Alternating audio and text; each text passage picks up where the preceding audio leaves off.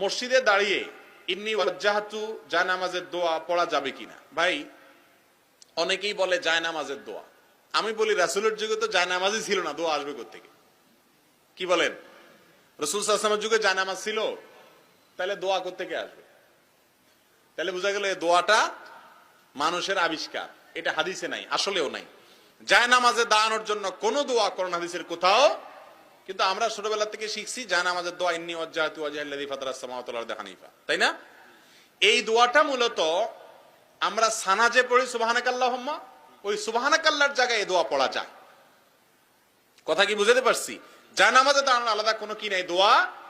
আমাদের দেশে মানুষ জায়নামাজে জানার দোয়া আছে, যদি জিজ্ঞাসা করেন দুই সিজদার মাঝখানে দোয়া কি, সেটা আর বেশিরভাগ মানুষ যেটা হাদিসে আছে ওইটা জানে না, যেটা নাই সেটা জানে।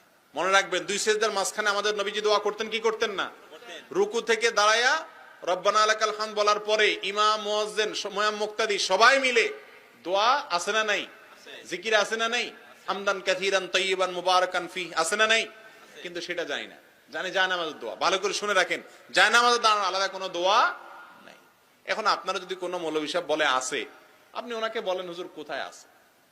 এক মৌলভী তো আমাকে বলছেন নাই, আপনি বলেন আছে, তো থাকলে কোথায় আছে বলেন। নাই বললে তো কোনো দলিল দেওয়া লাগে না, আছে বললে সেটা কি দিতে হবে? রেফারেন্স দিতে হবে। কোনো রেফারেন্স নাই, আপনি খবর নিয়ে দেখেন কোথাও নাই কোন হাদিসে। যাই হোক, ومن أحسن قولا ممن دعا